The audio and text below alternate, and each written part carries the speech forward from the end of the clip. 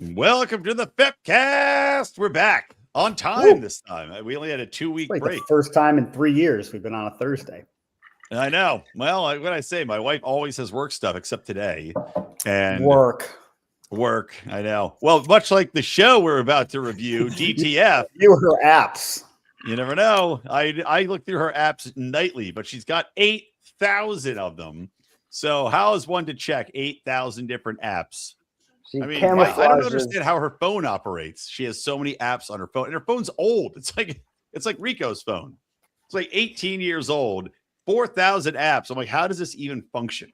I don't understand how it's not running like you don't have to use gasoline to power it. If it's old, it's harder to track. So she could be more. She should learn Mandarin, because then you would never be able to check. If you are, good for you. It'd be funny if your girlfriend just speaks perfect English, but just pretends that she speaks Mandarin Chinese fluently just to fool you. She's like, I downloaded it just to get the apps to cheat on you with. And you're like, she Kaiser Soze's you. Like, well, it's not hard to pull a fast one over this guy. You did create a scenario where she loves you so much that she has to cheat on you in such a crazy way. That is a lot of caring. Yeah. Yes. You know what? You can take it a positive. Look at it. Yeah. Well, Sandy comes home. She's like, I'm learning Greek. I'll be like, I've seen this before. Yes. You get all those apps coming up called like Spanacopa U or Euro Meet. It's just a name for like the female. I'm probably a lesbian dating app if it's just about Euro Meet. But anyway. Yeah. Gyroses with dinner. Ooh, yeah. Welcome to the show, everybody. I was telling these guys, I'll probably have to turn a light on. I always misjudge the light with the time change now. I thought it was going to be lighter, which it is. But if I open this window, it's bright, but you'll see, oh, no, good. The sun moved. Maybe the sun will make your computer not work again. Dude, I don't know. I swear to God, it's working now. We'll see if it continues to work. I was trying to do a show the other day and it crapped out. I deleted a bunch of shit. I went through my processes to see what could be causing it. Nothing seems to be causing it. I don't understand. It's the FBI. It's God hating me. It's one of those two things. Both. Probably. Yeah, why choose? Well, if God hates me so much, why does he give me such giant boners when I see children walking around? Huh? That's a gift. Oh, now you definitely got the FBI looking after you. That's right. You're also speaking of children, being able to pick up your kid. Yes, well, that gets me out of a lot of parenting duties. That's right. Can't be around kids. Sorry. Yeah. No, don't you know what happens? No, my kids are both home sick, which stinks. And the guys are making fun of me because my daughter tested positive for both COVID and the flu, which is like double whammy. Yeah. Where's the Mr. Burns, doorway that these viruses can't get through to make her sick at that point? So now they're both home. And the one just puked all over my wife's car. Did you ask the doctor, how did she test positive for the same thing twice? Yeah, right. Oh, swish. And how do they know which, is the flu and COVID happening? Well, apparently you can't. Well, here's they go. You can't do anything for COVID. Like you do the flu, and I'm like, they're the same thing. Yeah, it's both. It's both a viral thing. So you do Tamiflu, whatever. We'll see what happens. So they're both taking Tamiflu now. I'm going to try to get some Tamiflu tomorrow from my doctor, and I got to bring them to the doctor's office. Wow. Is that allowed? Yeah, you're allowed to take your kids to the doctor. That is. It's a small room. You might not be allowed to be within 100 feet of other kids while you do it, but I think you're allowed to do it. Yeah, well, I'm just going to get my doc's making me go in to get my knee looked at because I have arthritis in my knee, and they're like, you have to come in to get your prescription to keep getting it refilled. I'm like, why? It didn't go away. It didn't get better. Like, what? Why? Why do I have to fucking come in again? It's doctors. It's the way the system works. I'm sure Rico will tell you the system is. You can't get around it. As possible. Yep, you're just stuck in there. You got to go in. I thought you were gonna. They got to bill you. I thought you were gonna say you were gonna take your kids to the doctor's office. Tell him they have COVID and request stronger pain medications. That's a great idea. I mean, if I could, I'm gonna need some oxys, doctor. It's gonna be a long weekend. I don't know if is it for Brian or for the kid? well, it'll be oxys. But you know what? I did go. I think I jacked my shoulder up. I shoveled snow and made a snow cave for the first time in 30 years. Guess who didn't go inside of it? One guess. Your wife.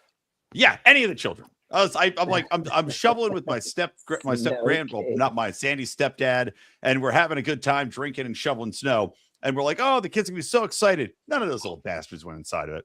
Little scum. But we did.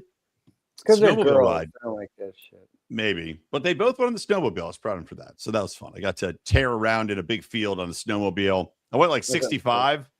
I was screaming in the snow. Woo! Awesome. That's pretty crazy. That sounds like fun. Oh, it's awesome. Those snowbillies know what's up. That's my new term for Arctic hillbillies. All right. Well, anyway, we are going to talk about a brand new show today, DTF Saint Louis, which has Jason Bateman. It's got David Harbour, the sheriff from Stranger Things. It's got, I wrote her name down in my notes, but the hot chick from Grandma's Boy, who, by the way, has really held up nicely. Okay. Yeah.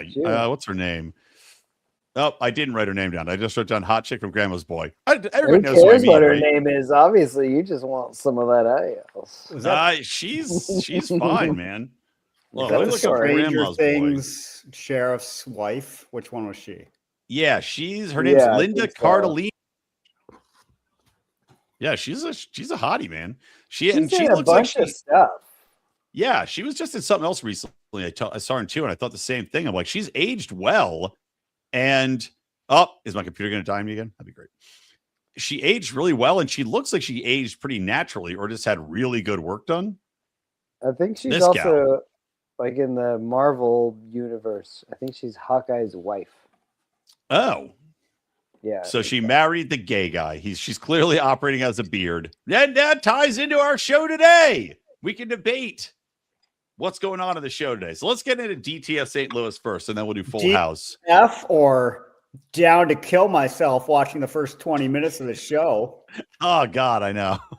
Was that not the most depressing opening minutes, half of a show you've ever seen? Like for a comedy, it presented some as a comedy. Yeah. I'm like, this is so it was not depressing. A comedy. It reminded me because of the cast. This is 40. Do you ever see that movie? Yes, I hated that. Also, a terribly depressing, horrible movie. And I had to look it up because I'm like, was Jason Bateman in that one too? But it was not. It was Paul Rudd. Paul Rudd. Kind of. Yeah. It's a Judd Apatow. Yeah, I didn't understand that movie either. I was like, people were like, "Oh, it's great, you love it, it's funny." I'm like, "No, this is terrible. This is so depressing. These people hate each other. It paints a bleak outlook of losing love, and like, it's horrible." And similarly, that's how this show starts out. And Rico, to your point, I wrote down, can this show have more depressing, slow music? Even when it's supposed to be funny parts, it's got a very slow, depressing music track going on in the background during the jokey parts even. So we're interested characters. Jason Bateman is a TV weatherman. David Harbour, the sheriff from Stranger Things, is an ASL signer. So he's doing the sign language. I thought that was already so wacky. It was. Well, in the first scene, that's why it was kind of funny because they're out in like a mega tornado, and Jason Bateman's talking and the wind's blowing and they're huddling and taking shelter, and he's out there signing, and then he saves Jason Bateman from a sign flying at his head. Oh, good. Yeah. My computer started to crap. They're good. Yeah. I thought it was at first. I'm like, this is like a buddy comedy. That's what I'm watching. Did you guys get that feeling too at the beginning? No, because I was so depressed from the moment go. I was wondering, like, what am I watching? Why can't you just do AI weather storms if you're a weatherman now? Like, pretend like, oh, we don't need to actually send you to a hurricane or a tornado. No, you can just get out in a raincoat and pretend. It's much safer. I like that idea. You don't I'd have like to have to stop create that signs as a flying business. at you. Well, we could make a business where we go. So Brian, you still live in California, and you know every day you turn on the TV, there's a high-speed chase, and so Or a murder, or a homeless murder, or a homeless high-speed chase murder. There was And one. that's Wait, on your block. Wait 1 second. The most recent thing that happened, I don't know if you guys read about this, was that a guy is waiting, or I'm sorry, a guy is stabbed by one homeless man, and the paramedics arrive in the ambulance to take care of him and stop him from dying. And another homeless man steals the ambulance and then crashes it. The guy dies. That's LA. That's California, baby. That's your tax dollars at work, folks. Yep. Things are going just fine here. Gavin Newsom, can't wait to see you run for president. Yeah. Can't go worse. An ambulance for every homeless and a knife in every back. Yeah, I'm surprised it doesn't happen more frequently, to be honest with you. You'd think that there'd be so many more homeless people stealing emergency ambulances. Service. Really? Well, anything. It makes sense, actually. An ambulance would have, yeah. Well, it'll have stuff. It'll have needles and other things, and they can cook meth in it. I mean, that's what they could. Yeah. Or sell it to a different guy who will cook meth in it. Steal it. You can start responding to emergencies and say, well, we only have meth, but I think it usually works. That's a great idea. Wait, if you're a meth head, you should steal the ambulances, monitor it for people that have overdosed on meth, be the first on the scene, and then just take the meth and let them die. Well, Brian, your idea is great. I like Rico's idea where you're thinking you're going to help the public and you just drive around giving people doses of meth. They do that already. Emergency. We pay for it here. Dude, we pay for that with our taxes already. They just go around on bicycles, these fucking liberal hippie Some shit old bags. lady calls because her cat's in the tree. No, you don't need to give me. No, she's like, you're right. I don't care about these cats anymore. I care about meth. Rico's is like a Saturday Night Live bit where meth heads take over an ambulance and go, we'll save everybody with meth. Nobody sleeps. I'm up to start this business. So getting back into our show here. So David Harbour and Jason Bateman become friends. And David Harbour has his show, and I can't remember his name in this show. I probably wrote it down somewhere, but I can't remember. So I wrote him down as reporter and sign language guy. So I don't have perfect. I don't have the name. That's what they appear as in the credits. So they become friends because David Harbour has a cornhole party, and you find out later on that at that party, a connection has been made between Hot Chick from Grandma's Boy and Jason Bateman. Now, this was alluded to because they have a party at Jason Bateman's house, and the Hot Chick from Grandma's Boy walks in and says, like, in a very obvious way, they weren't good at hiding this. She goes, oh, hey, and then you can tell right away there's something between them. Mm-hmm. So then it goes forward a little bit. There's a funny scene I skipped over when they're talking right after this big weather storm, where David Harbour goes, well, Jason Bateman goes, how did you get into signing? How did you learn to sign? And he goes, well, I've got Peyronie's disease. Peyronie's. Peyronie's disease. Yeah. And he's like, huh? And he goes, he says that out of nowhere. There just seems like they're on swings. Yeah. They're at swings in the party talking on the convenience store. Yeah. Oh, yeah. Exactly. This is at the convenience store before they even became friends. So he goes, I got Peyronie's disease. And he goes, yeah. So it makes my penis curve at an angle of more than 30 degrees. Yeah, that's natural transition into sign language. All right. So, okay. Who would write that into a show? Nobody. But I liked it. That was the only part of the show I liked. I know that line. I think it's funny because they talk about a wiener, and wieners are hilarious. But it's probably because they have to name some kind of disease or some kind of underrepresented group of people. And so they chose Peyronie's disease people. Yeah. Because there's no other reason to put that on any kind of show. It has nothing to do with the plot. That's a good call. I go, are we just going to be randomly naming diseases now so other people feel included. It's just That's what finally someone is shedding light on the Peroni. Exactly. Yeah. They've been fighting for it for a long time. Every hook dick dude was like, "Oh yeah, this is my show." 2, 4. They're outside protesting outside of the studios. 2, 4, 6, 8. Write some stories about our angles on our decks, or 30% or less. I've got a dick angle that you can appreciate. 2, 4, 6, 8. Yeah, something like that. What if you're a guy who's got like a 29.5-degree angle on his penis and you don't qualify for the Peroni's coverage? And it's like, sorry, insurance denied your claim to straighten out your weed. Come on. Yeah, you're stuck at that angle forever. Get a different protractor out, Doc. Oh, great, Rico. Go to a spot that you're completely backlit on. Yeah, Doc, please. Just give me that extra angle. I need the disability money. Yeah. So let me take my leg. Yeah. So they go out there. They're in the backyard now at Jason Bateman's house, and they're swinging. They moved the swing set, and you find out later that he says, "Oh, it's so I can see the kids better from the window." But really, Jason Bateman wants to see a hot chick next door. Yes. So you can swing over the fence and peek at her sweet, hot young ass. And look, that's understandable. For a 50-year-old man, or however old he is, he's horny as fuck. Yeah, horny as hell. We barely see his wife in this episode, by the way. I mean, you barely got a glimpse at her. I was trying to see who she was, what she looked like. She's blonde, but they barely showed her.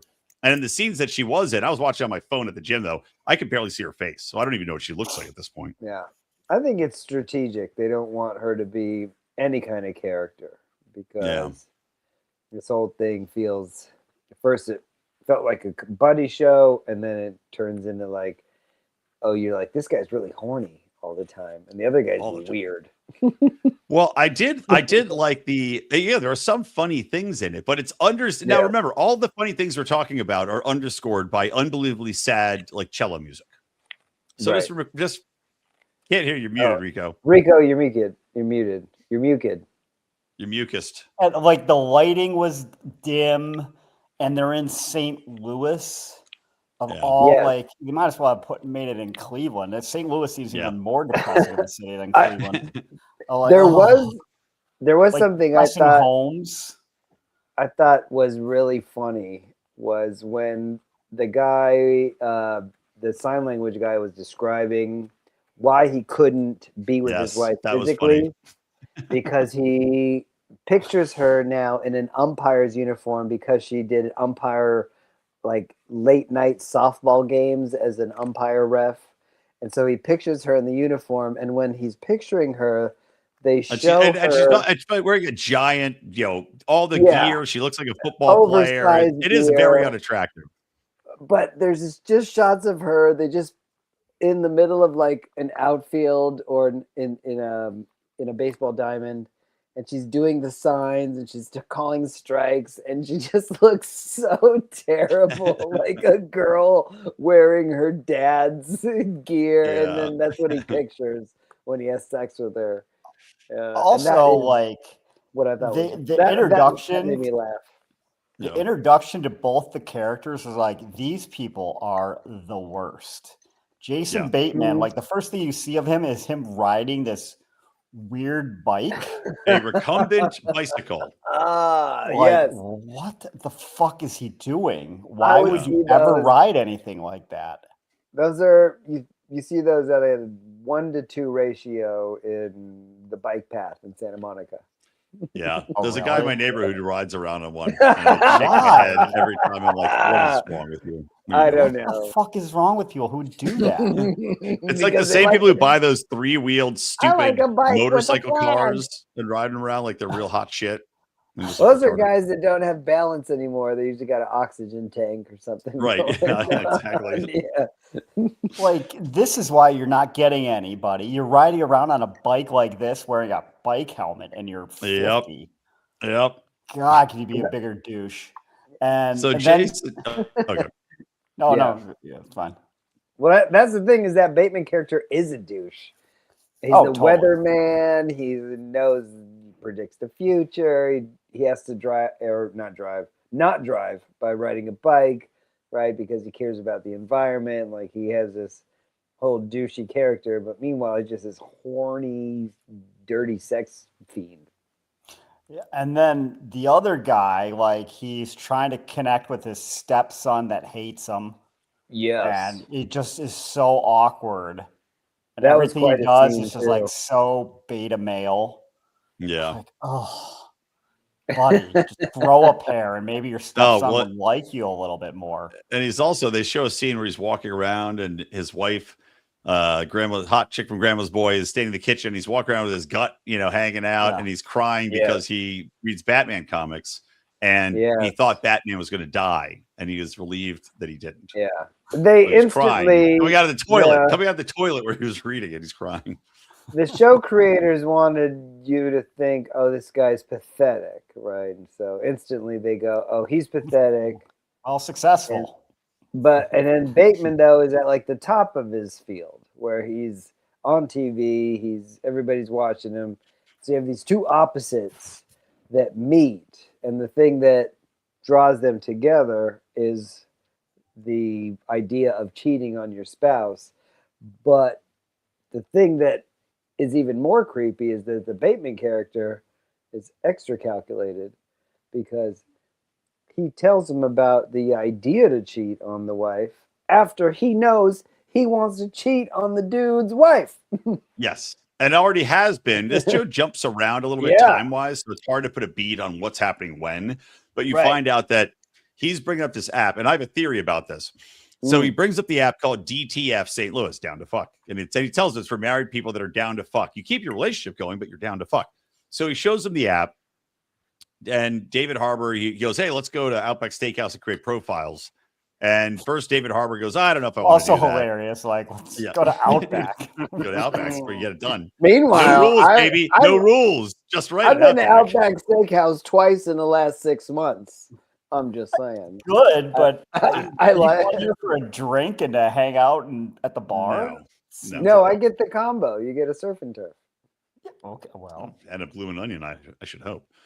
Yeah. So actually, not that good. The only thing good about Bloomin' Onions is the thousand dressing. The dipping sauce, whatever that. Yeah, it's not even $1,000. They have a really special dipping sauce. It's delicious. Yeah, like you can just dip anything in it, and you don't have to eat that greasy crap. It's Thousand Island. It's Thousand Island, but it comes upside down. It's like Thousand Ranch. So they go and decide they're going to get on this profile.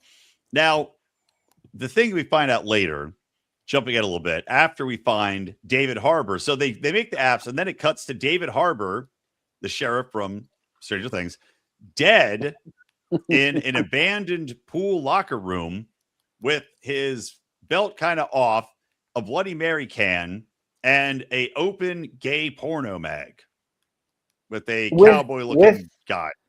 With the head of the cowboy-looking guy scratched off. Which I think is going to turn out to be him in the magazine, personally. That's my theory. Oh, from really back in the day. Yeah, that's my theory. Is that he hates that he's become this fat kind of wuss male where he used to be Playgirl hot and in a Indiana Jones themed Playboy thing. Which, by the way, can we get one fucking HBO show that doesn't show just male dicks and ass in the first 20 minutes? No, just one new show on HBO that doesn't do that right in the first 20 minutes? No, you get Peyronie's disease, you get dick, constant dicks. Yeah, Indiana Jones themed. Then there's a scene later where they're searching for Indiana Jones themed porn, and all these dicks are coming up, the whips coming out of the tips. So he's dead. I wrote down, I was here, because it reminds me of that Dane Cook joke where it says right in the bathroom, I was here, but not as a faggot. And it would be funny if that was written on the wall of the bathroom. Like, we have a clue. But he's dead and gay, apparently. Yeah. There's one thing that wasn't even addressed. If someone came to you and you're like, I hear about this app, DTF Saint Louis. And you're like, okay.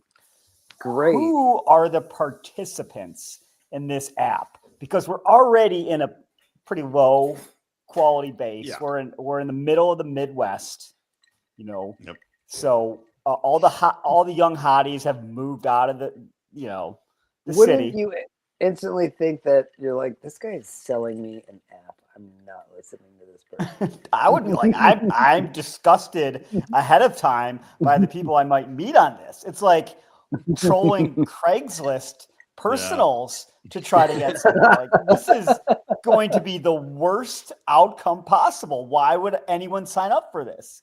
Yeah. And then you're getting get carpal tunnel for swiping all the fatties out of the way. Oh, it just is gross. But I guess that didn't occur to them. No, apparently not. Apparently not. So they join. We find him dead with porn. And then we're introduced to the two characters. One I like, which is the dad from Step Brothers. Love him as an actor. He's the old sheriff. Comes in. He's like, well, this guy went to the pool house to have a jerk and a drink before, early in the morning because he's hiding from his family and he had a heart attack. That's what happened. Then we're introduced to such an annoying character, such a cliche in our current modern cinematic world, which is the bitchy black girl boss cop. Now, I've seen this character at least 3 times in shows that we reviewed. And if it's not a bitchy black cop like this one is, and always young girl boss bitch. I think one was a white young English. girl boss bitch or a Hispanic young girl boss bitch, but they're all the same fucking shitty character. And you've got it again in this show. And it really annoyed the living crap out of me. She comes in right away being a fucking cunt. And you're immediately just like, wow, great. Thank you. Again, another one of these characters shoved down my throat. I don't even remember this character you're talking about. I remembered a lot of this show. Yeah. Wow, she was so annoying. She was so annoying. Immediately, like they come to the crime scene and Step Brothers. Oh, the bald chick. She's the chick from the Wednesday show. No, maybe. I haven't watched that, even though I do like the lead actress. Oh yeah, no, she's on Wednesday. She's yes. And then she gets into a head-butting match with the other detective from a different department. Like, what are you doing? And she wasn't even the lead. No, she's not even the lead on the case. Yeah. She's telling him to get out. She's like, you lead the crime scene. The dynamic between those two detectives having a pissing match over jurisdiction has nothing to do with the quality of the story or how it's moving. So it is a stupid idea. It was just to show that she's a broad who doesn't take no, and she's a real again this cliche girl boss character that everyone hates. No one likes this character. It's the Peroni disease of that scene. Yes. They're just gonna Peroni her in. Peroni disease over that woman with an attitude. Every day of the week, please. Peroni's they were like, hey, we're not getting representation, man. Let's go. Yeah. And they're like, come on. And she's like, I'm porn positive. Like, porn I was trying to figure out if she was supposed to be autistic, but she's not. She's just annoying. She's a very modern, annoying lady. That's it. Yes. Well, not everybody who is annoying is autistic, but everybody who's autistic is annoying. Something there, you know what I'm trying to say. So we find out you hate because autism. this chick goes and does some research. So this chick goes in and does cereal, man. So she does some research and finds and he pulls. So she pulls something. What I'm trying to think what she pulled. She pulled something that was a good clue, and then he pulls the text messages from Jason Bateman's phone and finds that Jason Bateman has been banging Sheriff from Stranger Things' wife for like 3 months, and that she broke it off, and he wanted to keep it going. I had several problems with Jason Bateman's reaction to these situations. One, the guy comes to him at his work and is like, well, we got a few questions for you. Can you come downtown? Like, no, you're right here. I'm right here. Yeah. Ask me the questions now. No, I'm not going out of my way. Come and ask my question. Then once he, I don't know how they got a warrant for his phone based upon there was him just showing up to the building apparently seemed like there was, wasn't even a picture of him. They put security footage that showed like the recumbent bicycle at the pool house. But you couldn't see who was on it. But yeah, it was obviously him. But anyways, the judge grants. But he bought the 2 in the town for the last 3 years. So they only sell. The judge was like, "Oh yeah, you could take his phone." Yeah, I mean, I would too. But also, like, hey, it's possible to buy these bikes from other stores, maybe. But whatever. Then when the cop is taking your phone, you're like, "All right, hold up. There's some things that you're gonna find, and let's just be open and honest here. I was banging the wife. Mm-hmm. All right. I'd like to keep it a little bit down low. You can obviously they're gonna find out. Right. Got me an umpire fantasy. Yeah, sorry. Yeah. I mean, what red-blooded American doesn't have an umpire fantasy? Right. Strike 3. I'm out.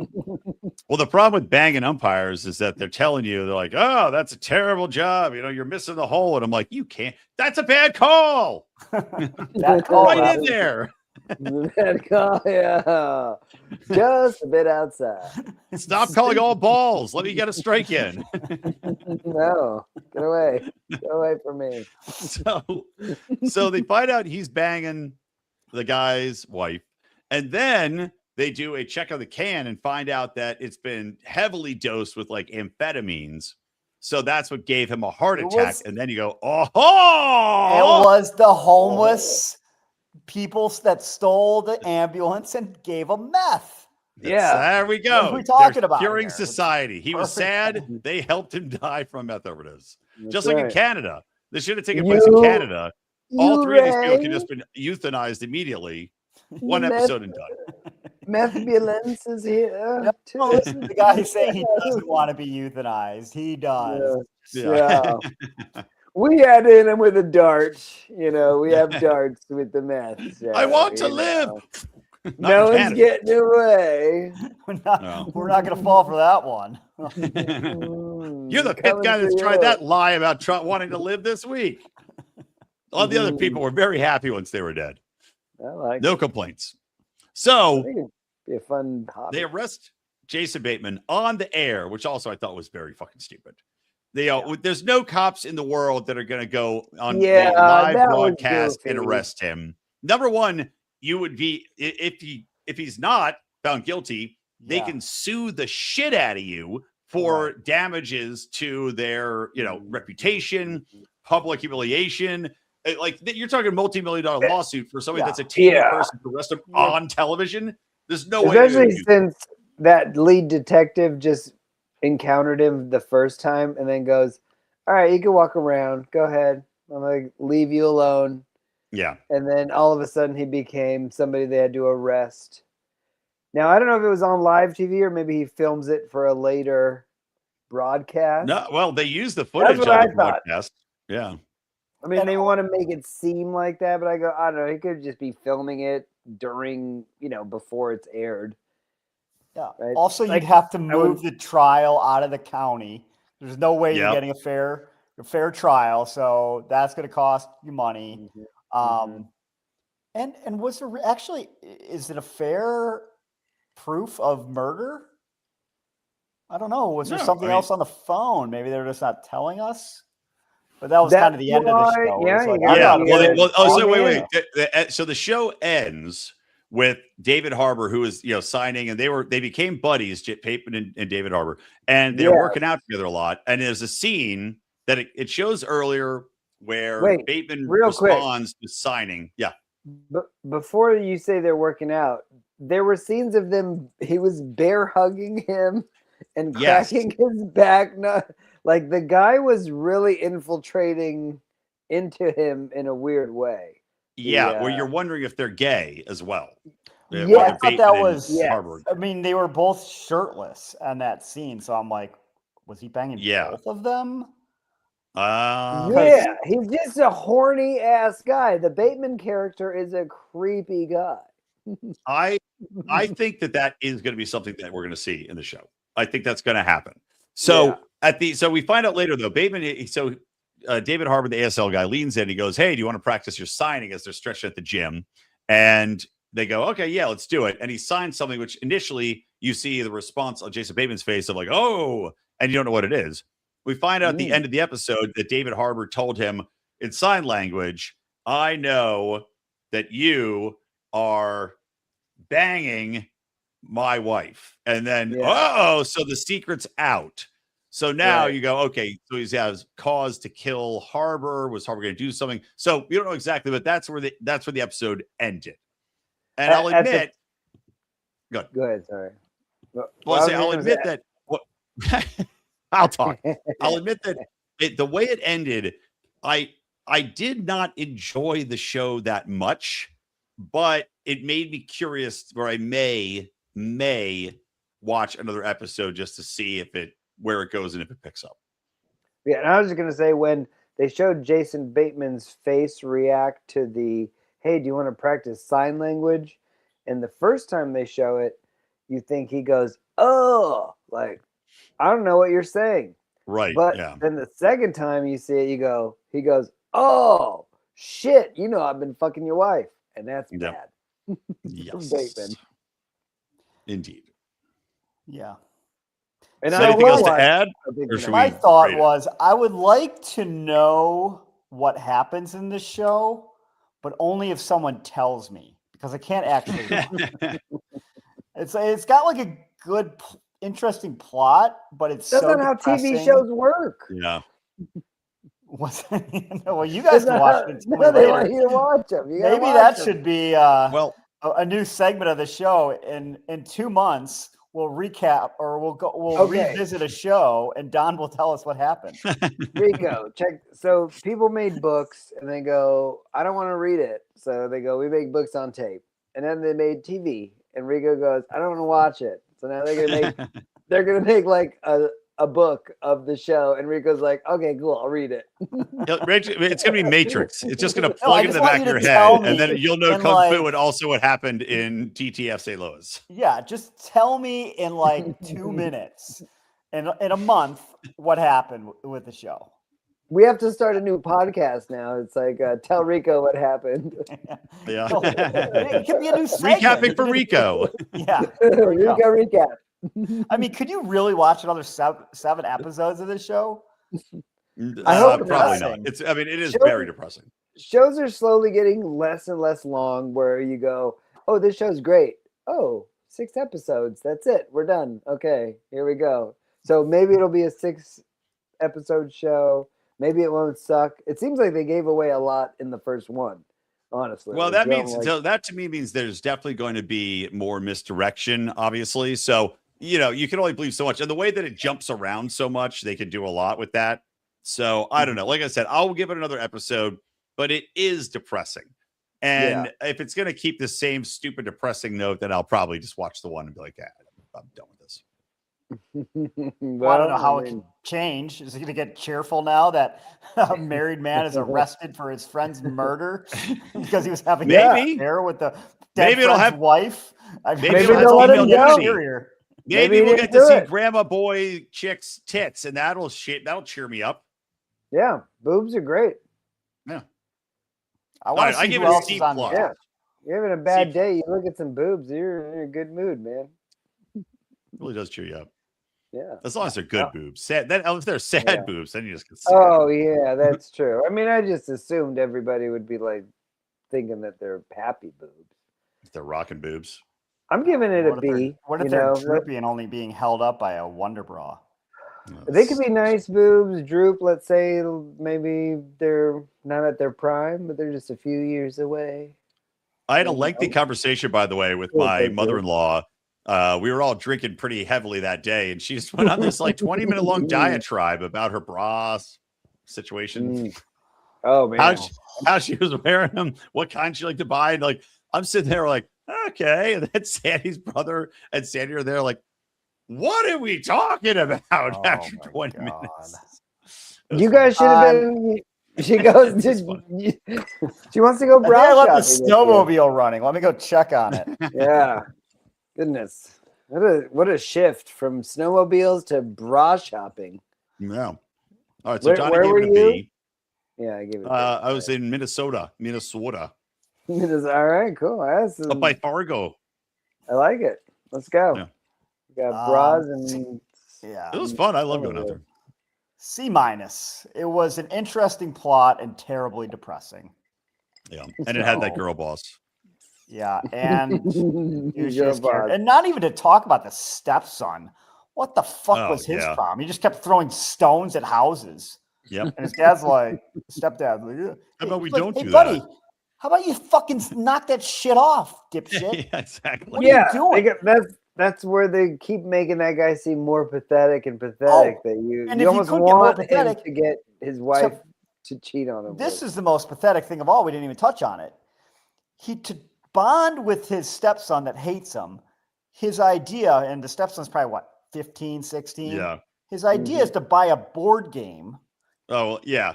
Which is dumb enough. Then he goes to then he goes to this board game store to buy it, and he at $17, and he's like, "Can we split this between 2 credit cards?" Yes. And then one of the credit cards didn't even work.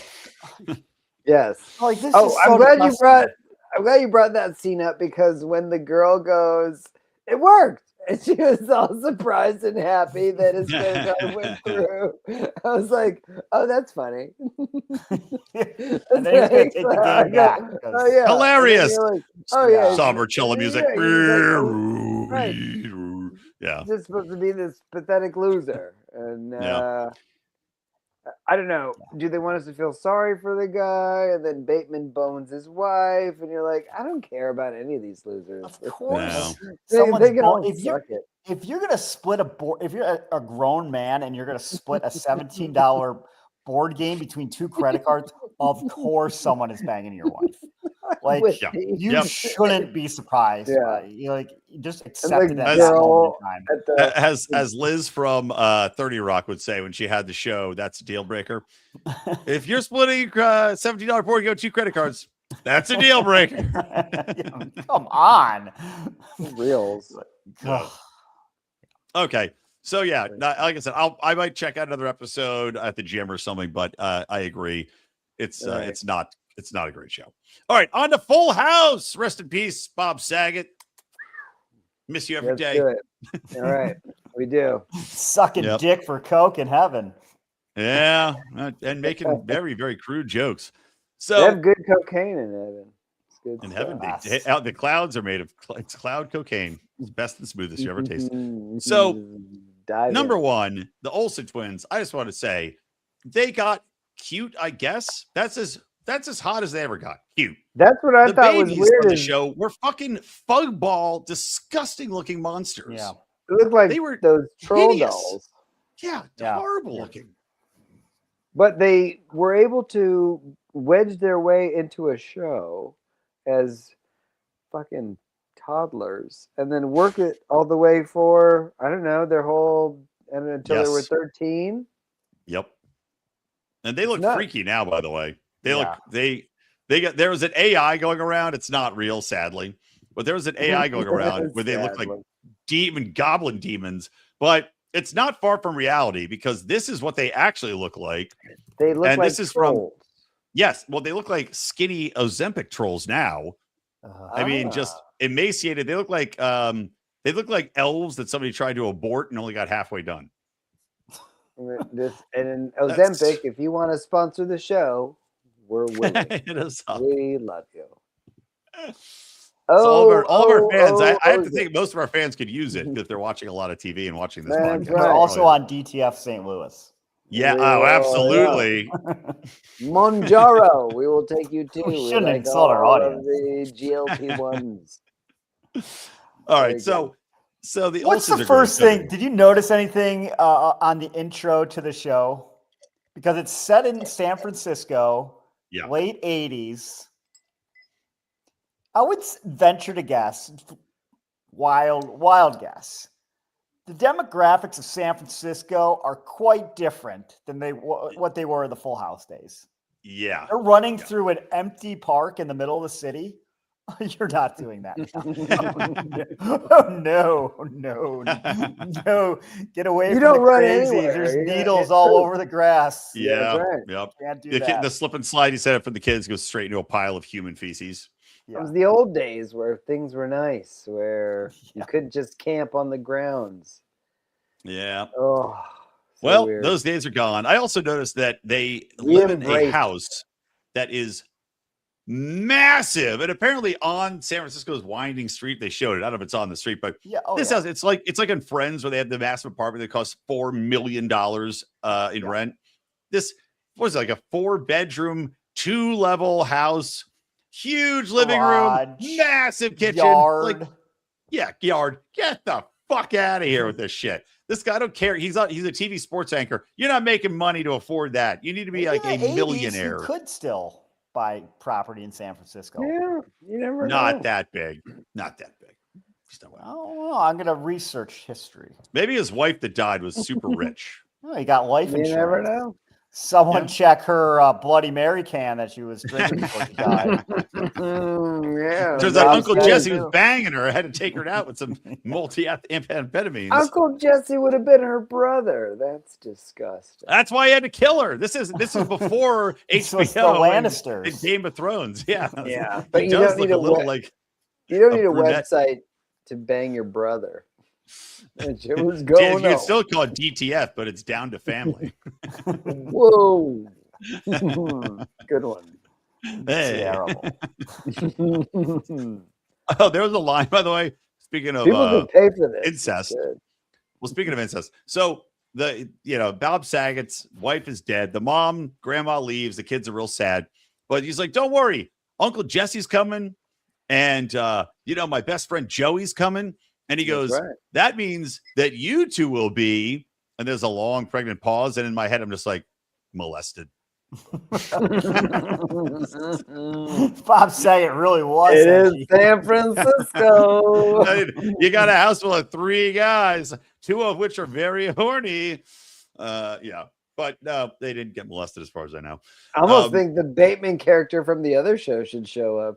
Hello. It's like, we got apps now. Girls, learn Mandarin and get on some apps. DTF.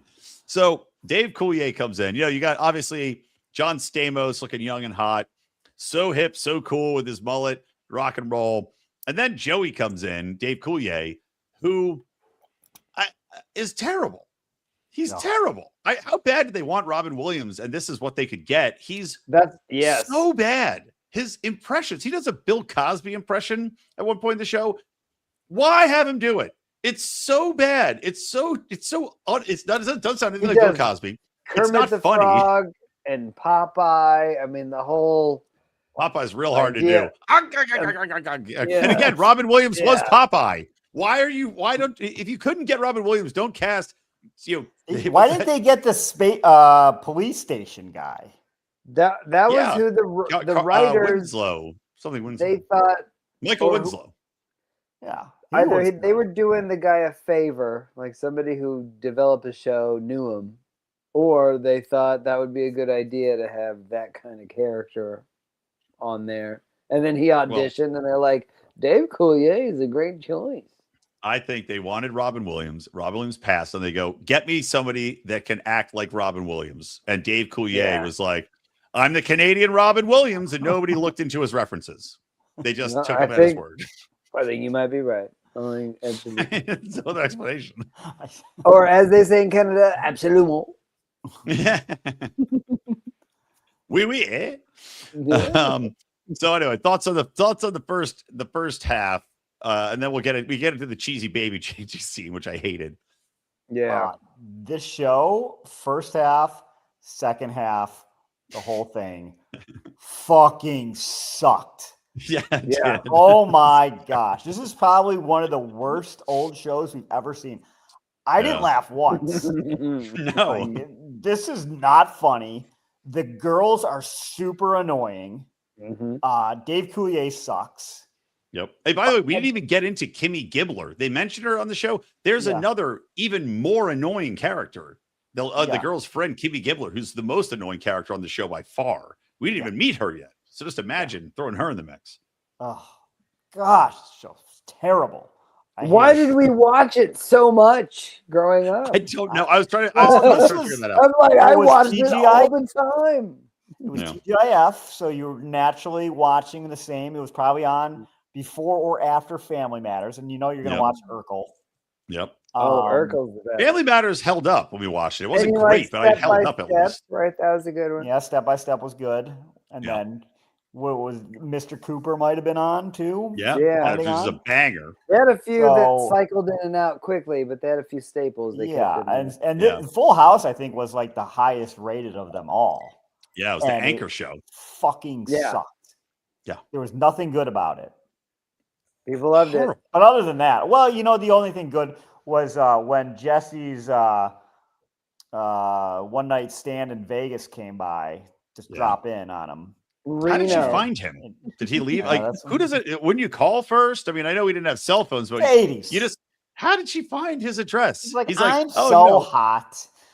Of course, I want to see me when I show up at the door. You could, if you're that hot, you probably walk into a police station, just be like, I need you to find somebody's address for me. They're just like, all right, you got it. I mean, just follow the mullet. It'll take you where you need to go. Yep. Yeah. That was the only he is Greek. A lot of hair falling off him. Maybe she just followed the hair trail. That's right.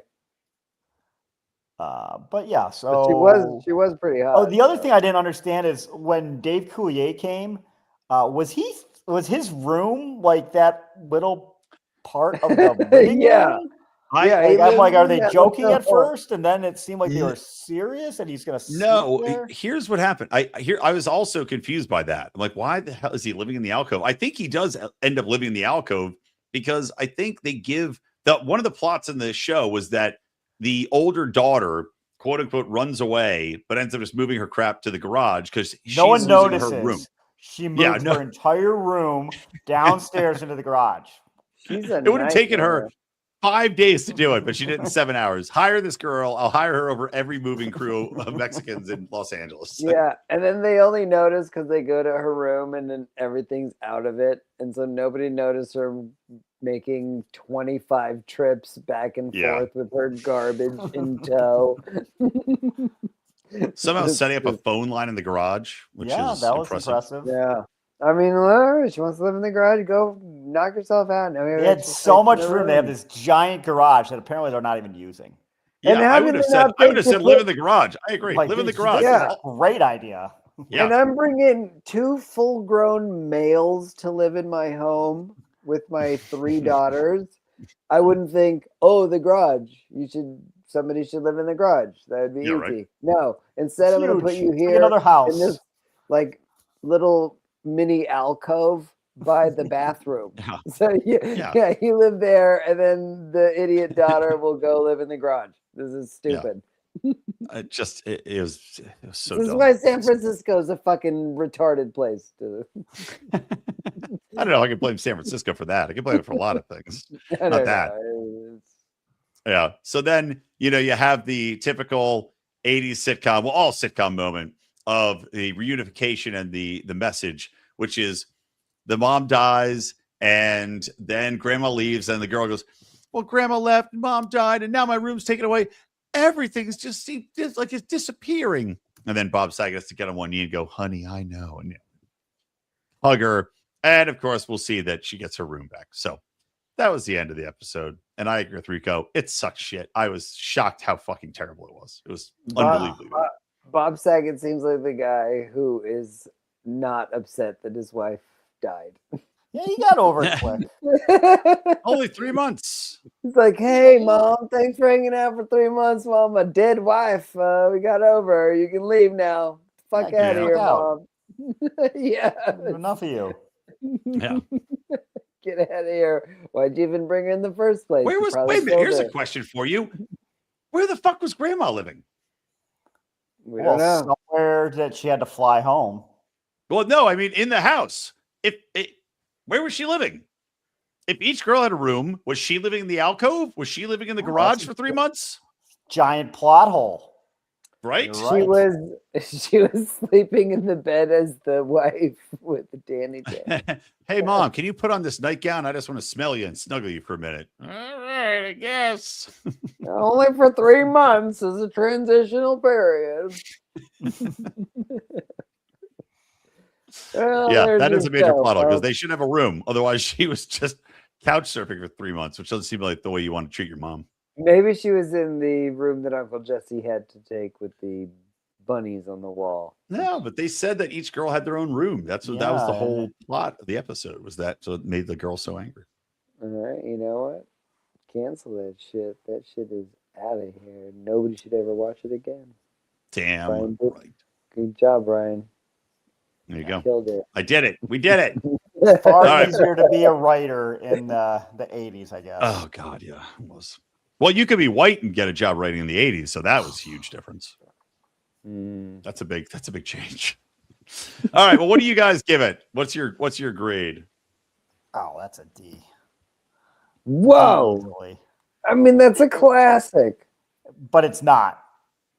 It's All like you go watch some Hall of Fame basketball player in the 50s. You're like, oh, he's one of the best ever. And you're watching him and he's like looking at the ball as he's dribbling. Like, oh, yeah. Oh, maybe he doesn't really like watching Bruce Springsteen play sports so much. You said music video. Bruce Springsteen's playing sports. He's throwing a baseball and he's like, he's bouncing, dribbling a basketball, say like looking at it. Nobody told you not to do this, Bruce. Right, well, watch Basketball Diaries with Leonardo DiCaprio. Oh yeah, I gotta give this thing. I gotta give it a dual grade. I've ever seen. Because there's a part of me that watched the show when it was out new, and I thought it was the greatest thing in the world. Yeah, like at the time, me probably would have gave it A or B, but current me agrees with, I think, the consensus that it's. I gave it a D plus. D plus. Yeah, no, I mean I'll be generous. I'll give it a C just because it's just your mediocre, standard, run of the mill. What's mediocre? This is the 80s. It was full of worse bangers like Perfect Strangers and Alf. Family Matter. Alf. Alf. Okay. Come on. All right. Yeah. All right. Show suck ass. Did we do Married with Children yet? Yeah, I thought we did. We did. Yeah, we did. We did. We did, and we loved it. It was our favorite show. It was great. Yeah. All right. Well, I have a suggestion. Y'all gave it an A. Yeah. I have a suggestion for our next for the episode. New show? For the new show and the old show, because they're one and the same. Malcolm in the Middle with Frankie Muniz I think we did is coming back as a reboot. We haven't done that yet. And it's coming back as Malcolm in the Middle, Life's Still Unfair, and it premieres on April 10th. So, that's too late. 2 episodes from now, we should do that one. Sorry, I have 2 episodes. Suggestions for new ones then. Okay. Yeah, we can do that. Okay, hit us with the new one. I have an old one that I think is good. Two choices that I've seen. One is like have you seen what's that? Tracy Jordan. What's his actual name? Oh yeah, Tracy Morgan. Tracy Morgan. That's why that show's the best. He's like in this like mockumentary, right? Have you seen that preview? I have. I've seen. Yeah, he's like I would watch that. He's some kind of football player, but he sucks now. Or the rise and fall of Reggie Dinkins. Oh, all right, I'm down. When does that come out? Is it already out? Oh, it's already out. All right, let's do that. Okay. All right, so the new Tracy Morgan. Are you writing this down, Don? Yes, I'm jotting it. But I'm trying to write it down. I don't want it to look good, so I write it like a doctor would. So it's just like lines. In case anyone subpoenas your records. Oh yeah. Like what was Don doing? This is all right. What about for the old show? I got original SNL might be good. Okay, well, Donnie, what do you got? Hold on, I can't read the thing I just wrote. Damn it! Wait, what was your show? Your show's an old show. I was saying Saturday Night Live would be interesting. The first episode of Saturday Night Live. That's too long. Or My Name is Earl. Oh, that's true. It is long. I think we did that show. My Name is Earl? No, maybe we didn't. My Name is Earl. There's a show on HBO. I think it's the Royal Gemstones. Oh yeah. Oh yeah. All right. That idea. That show is old, but I've only heard good things, and I never watched it. Yeah, I think it's pretty good. I'd watch it independently from this show, but it is old. But I think it's also one of the like 40 minutes or an hour show. I don't know if you're going to do. Well, the Tracy Morgan show will be short. Yeah. All right, so that'll work. So then we got the Tracy show, and then we got the Gemstones show. So you got an old and a new. All right. That could be good. All right. I like it. We've got a quorum. Perfect. That's what we're rocking. Very good. Good stuff. Sweet. Damn. Look at that. We came in this show. Look at this. We're coming in at just a minute over an hour. We kept it pretty tight today. That's for you, the fans. So we can have deuces. Yeah, Full House was fast because it was so terrible. Wasn't much to talk about. Suck it. All right, good shit, man. Good stuff, gentlemen. I'm not gonna bother trying to trick you. I'm just gonna end the stream so I can go eat my dinner. Goodbye from us at the FEPCAST. And watch out if you're drinking and banging anybody's wife. Make sure to check your Bloody Mary, your beer for a massive dose of amphetamines. Right. Happy St. Patrick's Day, everybody. Yeah, happy St. Patrick's Day. I'll be drunk as shit all day Tuesday. Later.